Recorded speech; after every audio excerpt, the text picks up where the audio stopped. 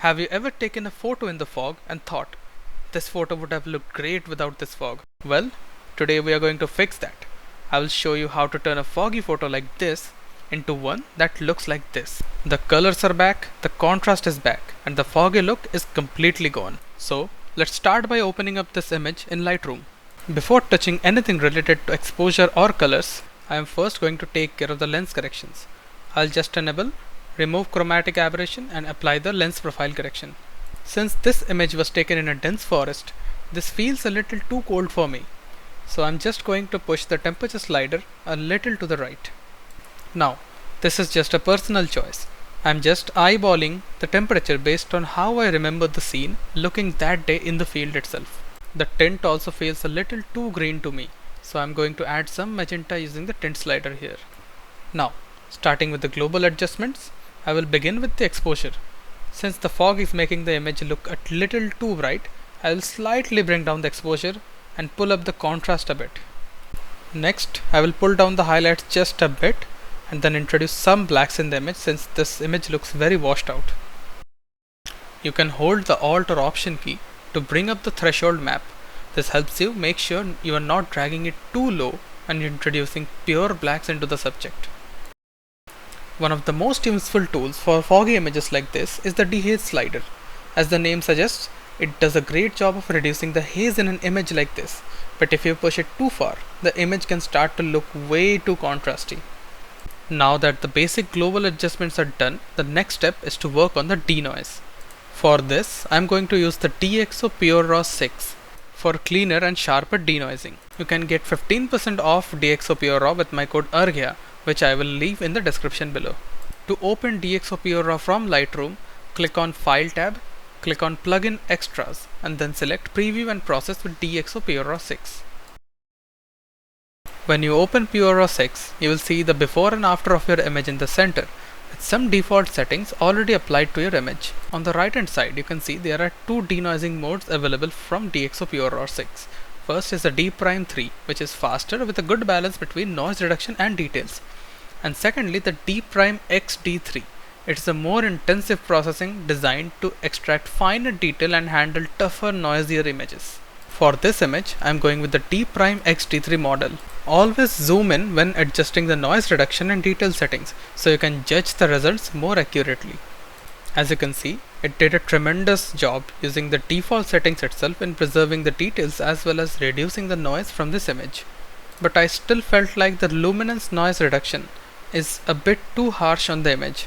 It was smoothing out some important details on the squirrel's fur. It's also important to zoom out and check the noise in the background, since smoother areas tend to show noise more clearly than areas which are sharper and in focus. When you look at the finer details of the image, you can see that DxO has done a really good job at preserving as much detail as possible from the information hidden within the noise. As you can see, some parts of the whiskers are so buried in the noise that they are really difficult to recover even for us. So we can't really expect a software to recover details that simply aren't there in the first place.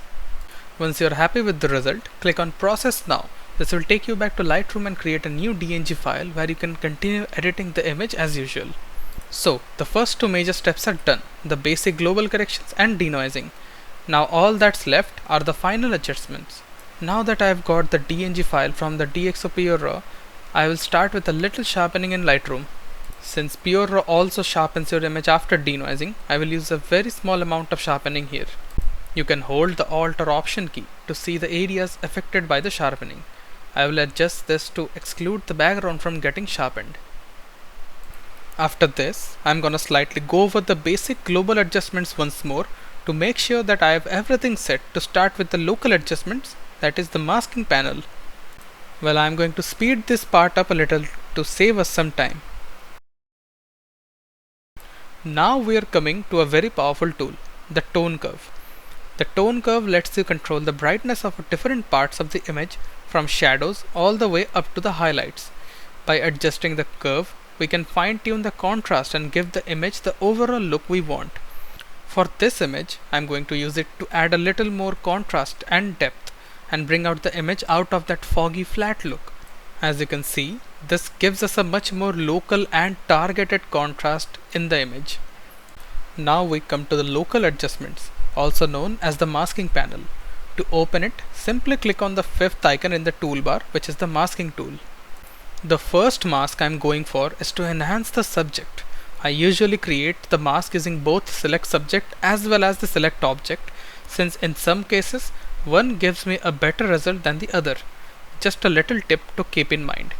I also have a dedicated video on my channel where I go into more detail about the difference between the two. In this case, you can see the select subject mask is actually making a better mask than the select object. Hence, I am going to remove the select object mask and go on with the select subject mask. My main goal here is to make the subject pop out from the background and naturally draw the viewer's eyes towards it. I'm also going to speed up these adjustments a little to save you some time. If you would like to see the whole editing process without any speed ups, let me know in the comments and I can make a dedicated video on full raw workflow of an image. Since the select subject worked so well for this image, select background should also give us a pretty good result. So I'm going with that to enhance the background. Not much here, I'm just adding a little yellow to the background to give it a warmer, sunnier look and slightly desaturating it to make the subject stand out even more. Next, I'm going to play around with the greens in both the foreground as well as the background. And the first tool I am going to use for this is the color picker. It basically lets me select a specific color from the image and then adjust its hue, saturation and luminance separately. When you move the picker left or right, you are changing the hue, so you are shifting that color towards another color. Moving it up or down changes the saturation, making that color more or less intense. And the separate slider on the right controls the luminance, so you can make the selected color brighter or darker. And if you prefer, you can also use the hue, saturation and luminance sliders below to make these adjustments manually. There's also one more slider here called variance, which I am going to use for this image. Just for your information, it controls the difference between similar colors. Moving it to the left makes those colors more alike, while moving it to the right increases the difference between them. Another way to enhance color specific areas of an image is using the color range mask. It helps you target a specific range of color, which you can further refine by using the below refine slider. Once you are happy with the range of colors selected, we can use the same color picker here to further modify the colors within the mask we just created using the color range. Although I have already enhanced the subject once, I am going for another subject mask here. Honestly, I really never have a fixed plan before I start editing.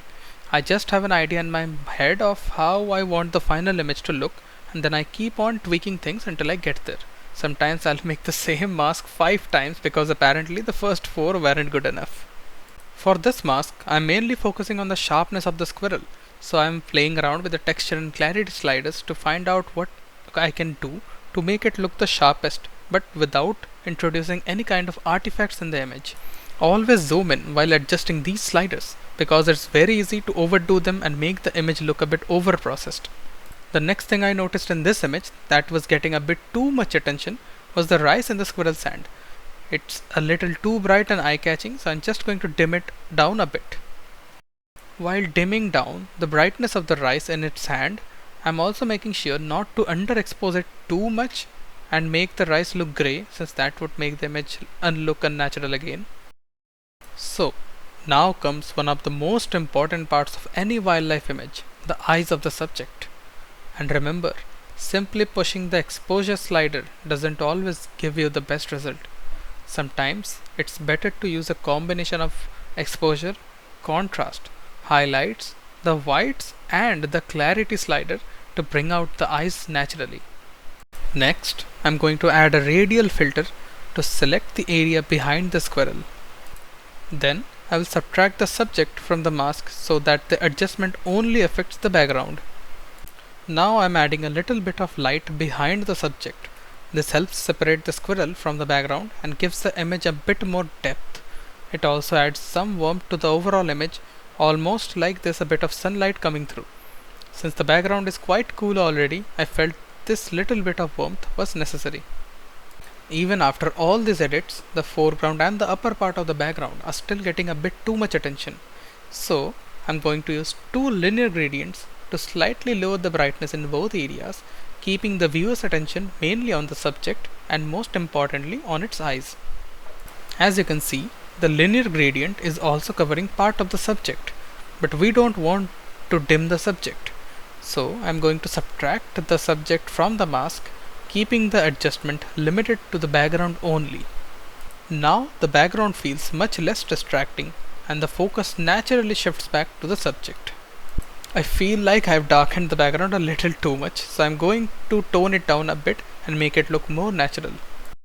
The final touch to add a little more depth to the image is to add a warm corner almost like the sun is shining in from that side.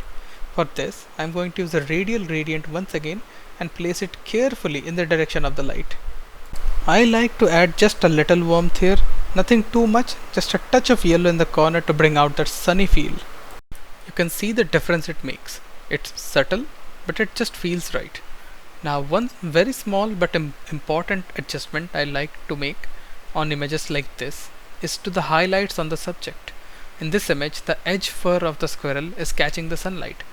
Since we have already added some warmth to the background to bring out the sunny feel, I felt adding a little warmth to these highlights would also help tie the whole image together. So I quickly made a subject mask and then intersected it with a white brush to target those highlights. Just a little push to the exposure and the warmth on the highlights, and it makes the overall image look so much better. And that's pretty much it. I think we have brought this image pretty close to what I had in my mind. So to sum it all up, we started with a raw, foggy, pretty flat image, cleaned it up with DxO PureRAW, and then worked our way through the edits to turn it into something completely different, an image where the fog is no longer stealing the show. And if you want to try DxO PureRAW for yourself, you can use my code ARGYA to get a 15% off your purchase. And if you enjoyed this video, don't forget to like, subscribe and leave a comment if you would like to see more raw editing workflow like this. It really helps the channel, and I will see you in the next one.